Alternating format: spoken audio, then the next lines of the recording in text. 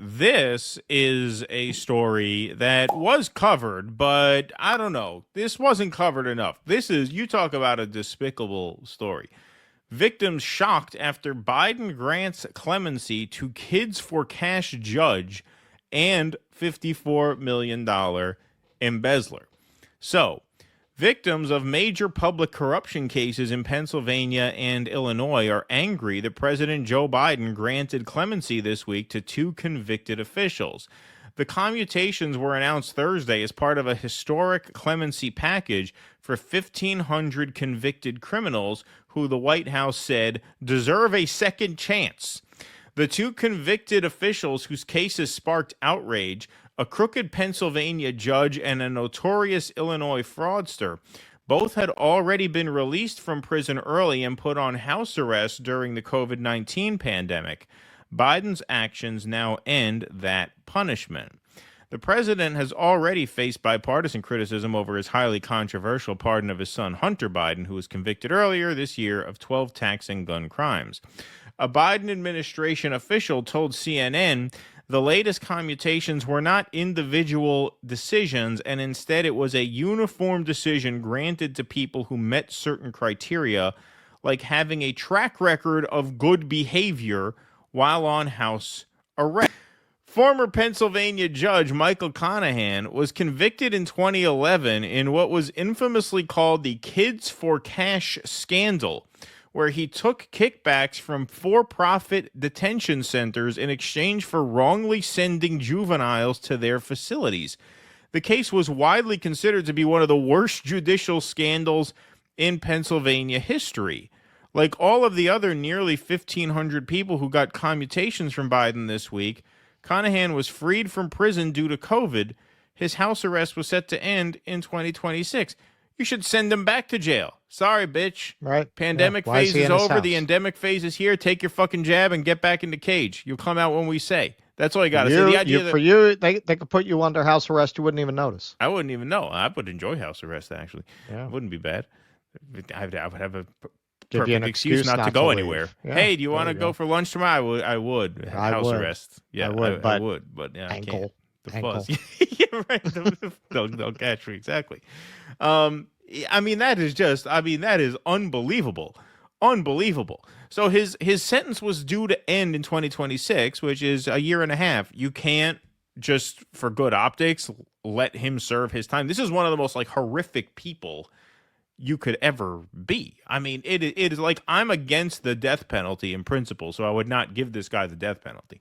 But if I supported capital punishment, he would be on my list. A guy who fucking takes bribes from prisons and then sends kids into jail because he's getting paid under the table. He should never get out of jail. He should be in jail. That should be a life sentence. Like that. That's a fitting punishment. Yeah, that should be life in prison. He shouldn't be due to get out fucking ever. You should be in jail for the rest of your life for that. Yep. But no, he lets him go. Now he's saying it's not an individual decision. This is just a blanket decision. Well, that's lazy bullshit. You have power. You have the power to turn this guy back in jail. You have the power to say, okay, we're not going to do this blanketly. We're going to make exceptions for this, this, and this. How this guy is ever going to walk free is unbelievable. His sentence was due to expire in 2026, and they said, no, he's been behaving well, so we'll let him out early. The misconduct of Conahan and another Luzerne County judge led the Pennsylvania Supreme Court to throw out 4,000 juvenile convictions, and the discredited state judges were ordered to pay $200 million to the victims. What's that? 4,000, Jesus. 4,000 kids that you locked up for money, and you're ever walking the streets a free man again? You locked up 4,000 kids for money, and that's not a life sentence in jail? That's unbelievable. They were ordered to pay $200 million to the victims, according to the Associated Press. Sandy Fonzo, the mother of Edward Kenzakowski, who died by self-deletion, we'll say, after spending time behind bars as part of the kickback scheme, said she was shocked and hurt after learning of Biden's decision to commute the rest of Conahan's punishment. Conahan's actions destroyed families, including mine, and my son's death is a tragic reminder of the consequences of his abuse of power, Fonzo told the Citizen's Voice, a local outlet. This pardon feels like an injustice for all of us who still suffer. Right now, I am processing and doing the best I can to cope with the pain that this has brought back. Pennsylvania Governor Josh Shapiro, a Democrat, also said Friday at an unrelated news conference in Biden's hometown of Scranton that I do feel strongly that President Biden got it absolutely wrong and created a lot of pain here in northeastern Pennsylvania. So the one silver lining of this is that libs of TikTok, for this week anyway, is now anti-incarceration, apparently. Or not anti-incarceration, but she feels for the victims of this judge, at least. Heartbreaking moment, libs of TikTok tweets out. Sandy Fonzo confronted a judge who was part of the Kids for Cash scheme where 2 judges were receiving millions of dollars to send kids to for-profit prisons. Her son ended up taking his life. Biden just commuted the sentence of one of the judges.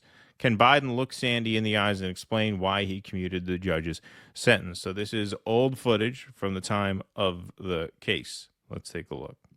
You need to be. Do you remember me? Do you remember me? Do you remember my son? An all-star wrestler? He's good. He shot himself in the heart. You scumbag!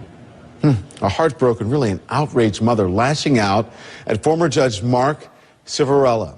Now, her son, an all-star wrestler, killed himself after being sent to a juvenile detention facility for a minor drug offense.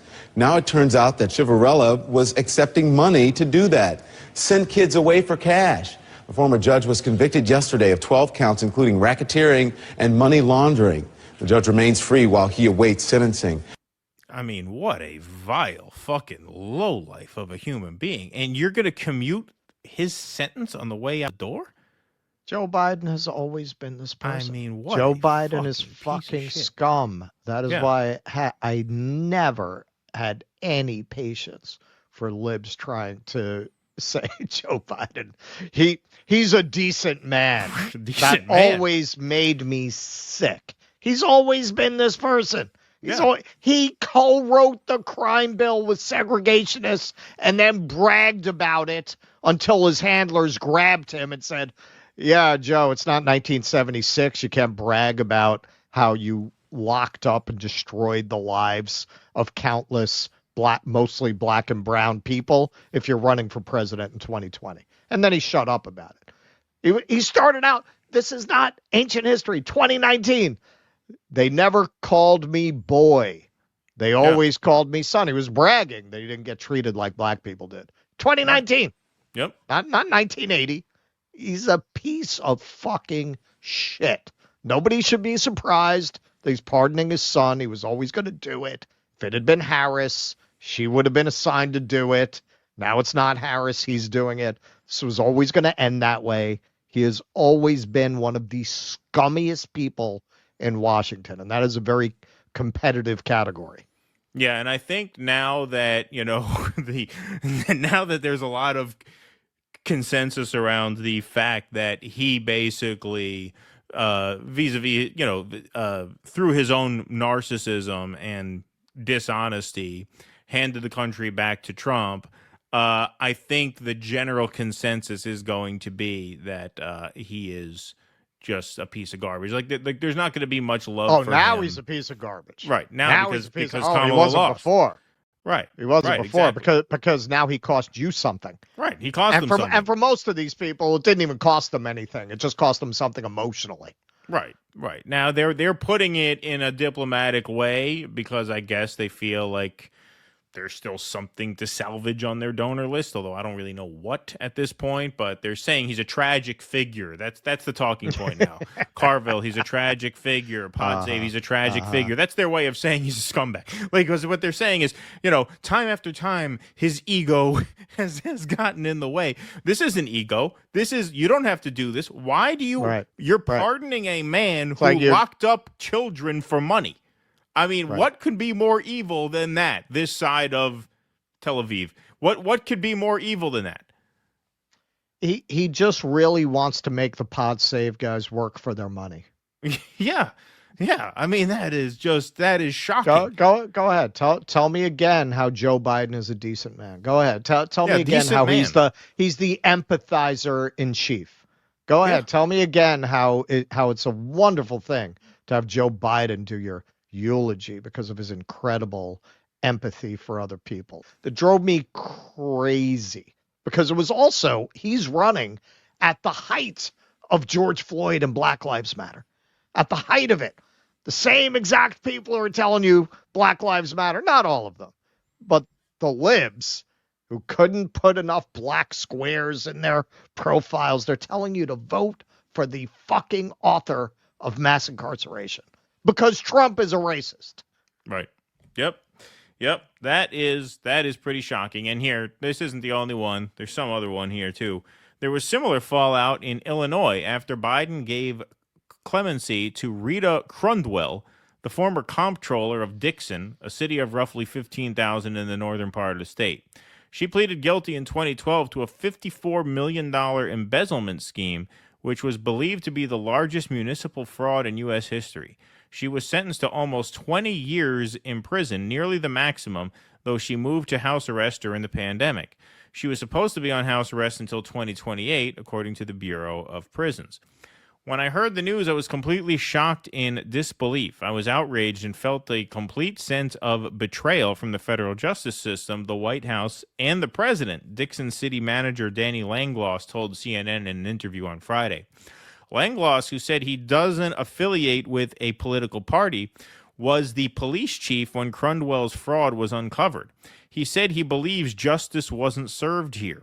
I don't like the idea that with several more years of her sentence to complete, she gets to walk free in the community that she betrayed and stole from, Langloss said.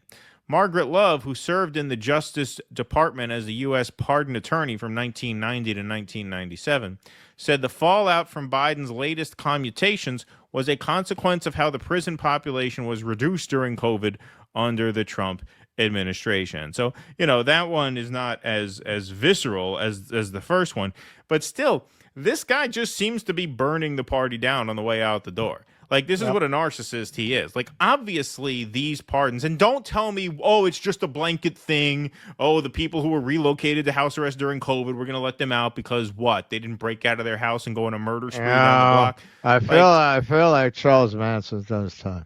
Yeah, right, exactly. He's like, dead. don't tell me, like, that's ridiculous. That's ridiculous. You could make exceptions for these people, especially the first guy. I mean, the first guy, that's one of the most evil people I've ever heard of.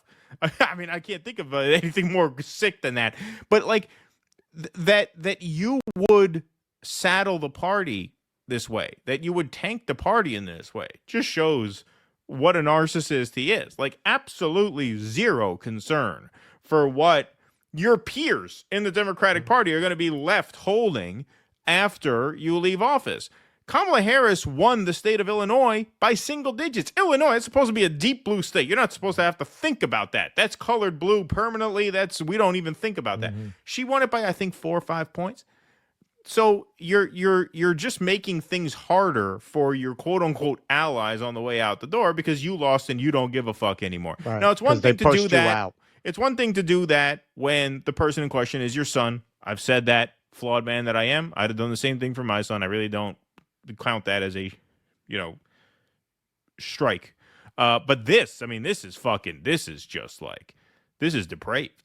This is just absolutely depraved that you would do. The guy fucking locks up children for money. Like, that's who you pardon on the way out the door? Wow. Yeah. Wow. I wouldn't have pardoned my son, but, Yeah. Well, I'm not the family man. That's why you don't have any.